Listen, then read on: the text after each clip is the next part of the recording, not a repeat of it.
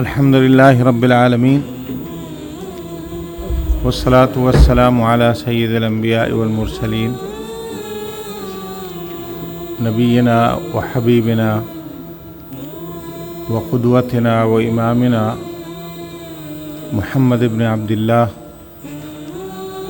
وعلى آله وأصحابه أجمعين. أما بعد، أعوذ بالله من الشيطان الرجيم.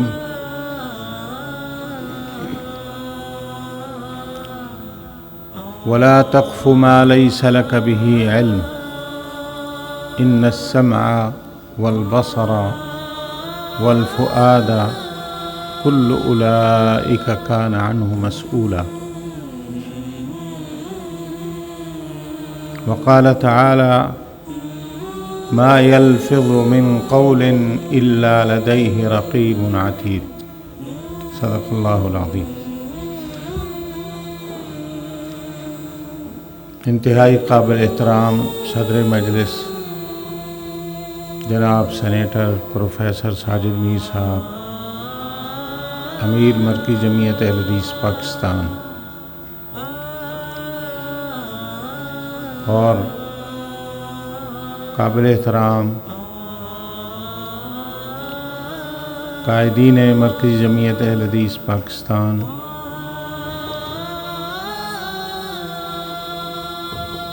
میرے بھائیوں، عزیزوں، سب سے پہلے تو میں پنجاب کی قیادت کا شکریہ ادا کرتا ہوں، جنہوں نے یہ خوبصورت محفل سجائی ہے، اور خاص کر اس شعبے کا انتخاب کیا ہے جو اس دور کا اہم ترین شعبہ ہے۔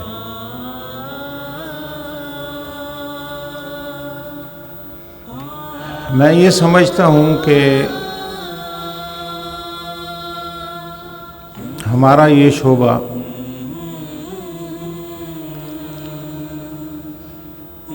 اس وقت اس کی تاسیس ہو رہی ہے، بنیادی مراحل میں ہے۔ حالانکہ آج کل سب سے زیادہ انویسٹ، چاہے وہ حکومتیں ہوں، چاہے وہ ادارے ہوں، سب سے زیادہ انویسٹ کرتے ہیں اسی سوشل میڈیا کے شعبے پر۔ کیوں کہ اس وقت فوج سے زیادہ، میزائلوں سے زیادہ، بلکہ اگر یہ کہا جائے کہ ایٹم بم سے زیادہ مؤثر اگر کوئی شعبہ ہے تو یہی سوشل میڈیا کا شعبہ ہے، اور آج کل جنگیں اسی کی بنیاد پہ لڑی جا رہی ہیں۔ سوشل میڈیا اور معلومات کا ڈیٹا، اس وقت جو کمپنیاں دنیا میں حکومتوں سے زیادہ کاروبار کر رہی ہیں، جن کا کیپٹل ہے، وہ اسی شعبے کے ساتھ منسلک ہے، چاہے وہ گوگل ہو، فیس بک ہو، ٹویٹر ہو۔ آپ کے اور ہمارے ملکوں کے بجٹ ان کا 10واں حصہ بھی نہیں ہے ان کے بجٹ کا۔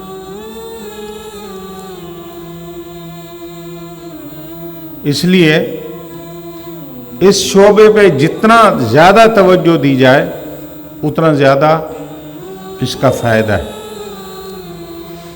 ہاں، ایک یہ بات ضرور ہے کہ اس کو جس طرح کہا جاتا ہے سلاح ذو حدین، یہ دو منہی تلوار ہے۔ اچھائی میں استعمال کرو تو اس کا بہت فائدہ ہے، اور اگر اس کا منفی استعمال ہو تو یہ بہت زیادہ خطرناک ہے۔ تو مرکزی جمعیت اہل حدیث پنجاب کی قیادت کا میں شکریہ ادا کرتا ہوں. انہوں نے بر وقت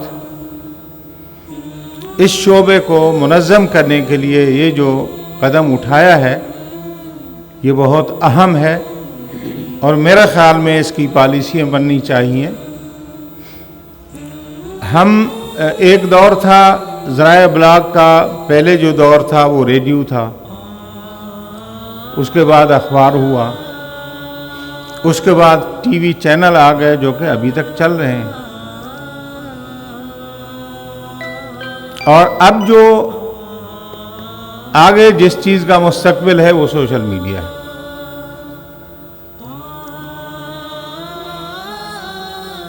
تو اس شعبے پر توجہ دینا بہت زیادہ ضروری ہے،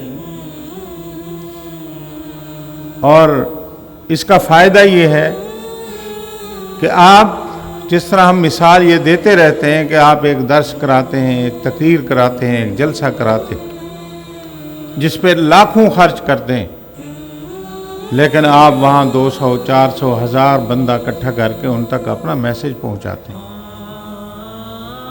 اور سوشل میڈیا کا یہ فائدہ ہے کہ آپ کا میسج ہزاروں روپے میں لاکھوں تک نہیں پہنچتا، وہ آپ کا میسج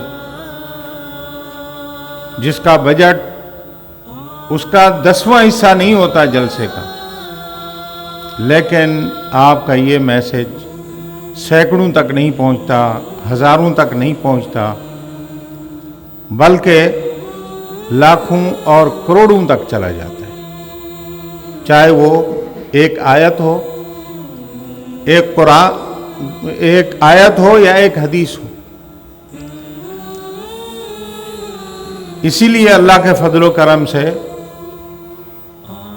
آپ کا پیغام ٹی وی، اس کی تاثیر کا آپ اندازہ نہیں لگا سکتے. اس کے بعض کلپ آپ دیکھیں، بعض موضوعات جن پہ بات ہوئی ہے علماء کی، 7 ملین 10 ملین لوگوں نے اس کو دیکھا ہے، اس کو سنا ہے.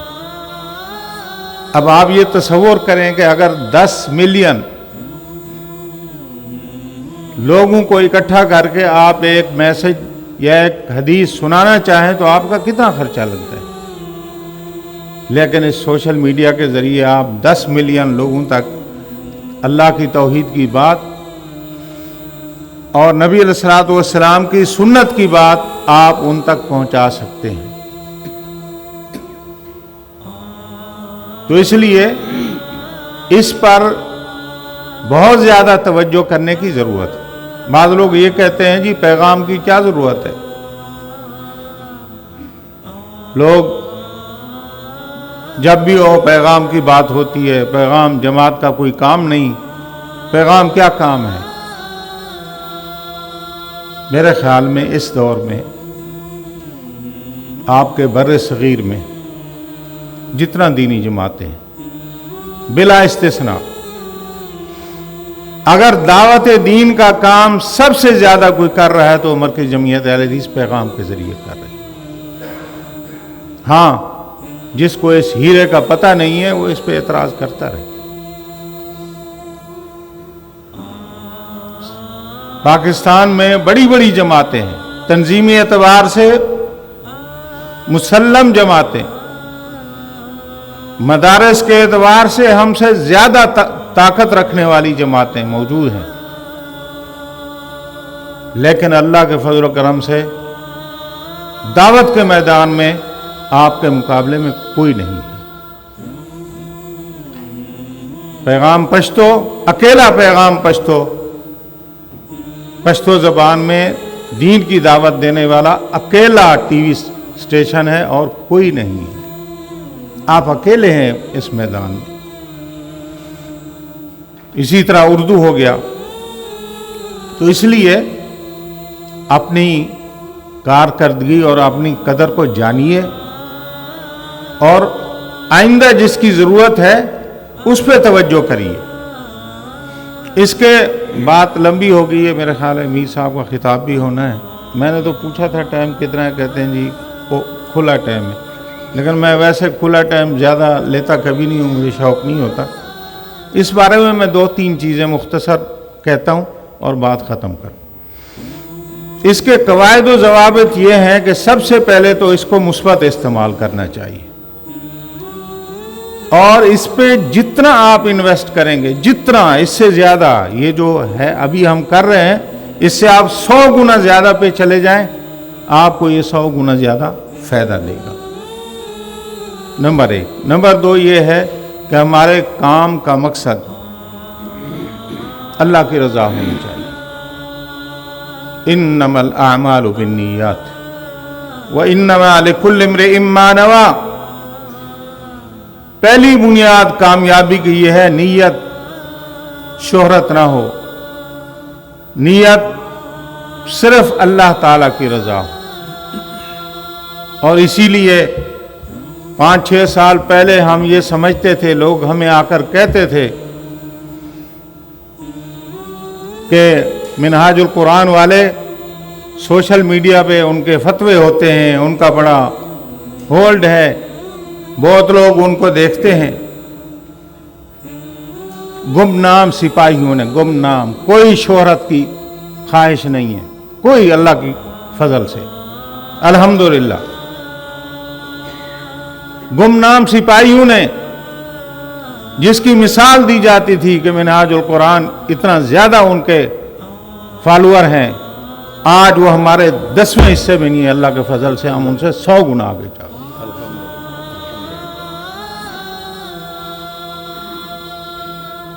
اور سب سے پہلے اللہ کی رضا، اور اس کے بعد سچ بات کرنی چاہیے. سوشل میڈیا پہ آپ جو خبر ڈالتے ہیں وہ سچی ہونی چاہیے، غلط نہ ہو. یہ آپ جماعت کی زبان ہے، زبان. اور زبان کا آپ کو پتہ ہے، اللہ نے فرمایا وَلَا تَقْفُ مَا لَيْسَ لَكَ بِهِ عِلْمٌ إِنَّ السَّمْعَ وَالْبَصَرَ وَالْفُؤَادَ كُلُّ أُولَئِكَ كَانَ عَنْهُ مسؤولا. اور اللہ نے فرمایا مَا يَلْفِظُ مِنْ قَوْلٍ إِلَّا لَدَيْهِ رَقِيبٌ عَتِيدٌ. ہر بات آپ کی جو ہے، اگر آپ سچ بات کرتے ہیں، حق بات کرتے ہیں، قرآن و سنت کی بات کرتے ہیں، تو آپ کا ایک جملہ، ایک کلمہ قیامت کے دن آپ کی نجات کا سبب بن سکتا ہے. ایک جملہ. اور آپ اگر ایک بات غلط کرتے ہیں، بے بنیاد بات کرتے ہیں، کسی پہ بہتان لگاتے ہیں، انتشار کی بات کرتے ہیں، تو آپ یہ حدیث جانتے ہوں گے. حضرت معاذ بن جبل نے اللہ کے رسول صلی اللہ علیہ وسلم سے پوچھا، اللہ کے رسول مجھے ایسا عمل بتائیں کہ میں جنت میں جاؤں. آپ، لمبی حدیث ہے، آخر میں آپ نے فرمایا کیا میں تجھے ملاک الامر، اس کا سارے کا جو بتایا خلاصہ نہ بتاؤں؟ کہنے لگے ہاں بتائیں. آپ نے فرمایا امسک علیک لسانک. وہ یہ جو دو دھاری تلوار چلاتے ہو، اس کو روکو. کیوں؟ معاذ نے پوچھا اللہ کے رسول کیا ہم جو زبان سے بات کرتے ہیں قیامت کے دن پوچھا جائے گا ہم سے؟ آپ نے فرمایا معاذ تمہیں پتہ نہیں هل يكب الناس على وجوههم في النار الا حصائد السنتهم. اسی زبان کی وجہ سے جہنم میں اوندھے ڈالے جائیں گے. زبان کو قابو رکھو.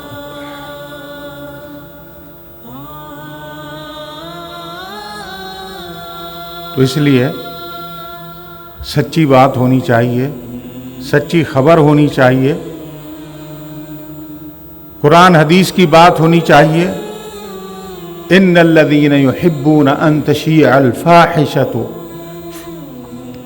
في الذين آمنوا لهم عذاب أليم في الدنيا والآخرة.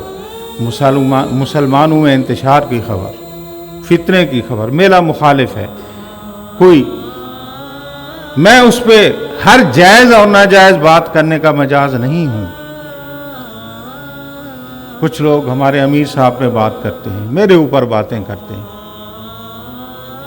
کیا ہم جس طرح وہ ہم پہ جھوٹے الزام لگاتے ہیں ہم بھی ان پہ جھوٹے الزام لگائیں؟ نہیں.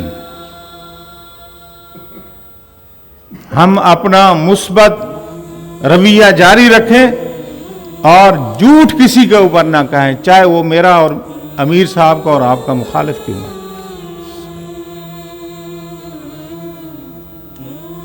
نبی صلی اللہ علیہ وسلم نے صحابہ سے پوچھا آخری بات، اتدرون من المفلس، کیا تمہیں پتہ ہے مفلس کون ہے میری امت کا؟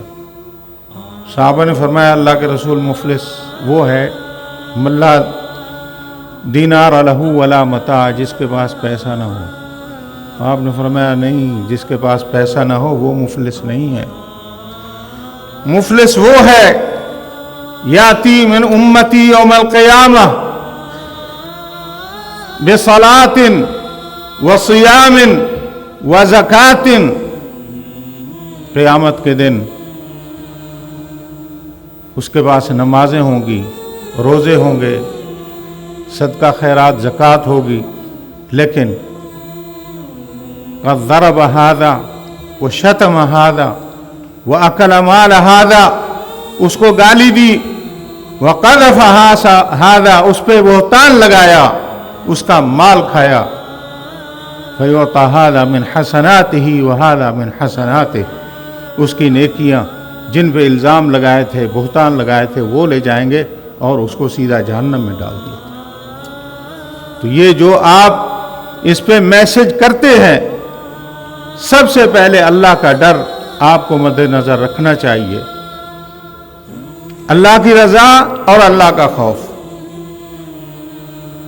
تو انشاءاللہ کامیابی ہے. میں مبارکباد دیتا ہوں مرکزی جمعیت اہل حدیث پنجاب کو کہ انہوں نے اس موضوع پہ یہ سیمینار یا یہ پروگرام رکھا، اور میں ان سے یہ گزارش کرتا ہوں، توقع کرتا ہوں کہ اس کو مزید منظم کرنے کے لیے اس پہ میٹنگیں ہونی چاہیے، جو اس میں ایکسپرٹ ہیں، ماہرین ہیں، ان کو بٹھا کے اس پہ اس سے زیادہ توجہ کرنی چاہیے. اقول قولی ھذا واستغفر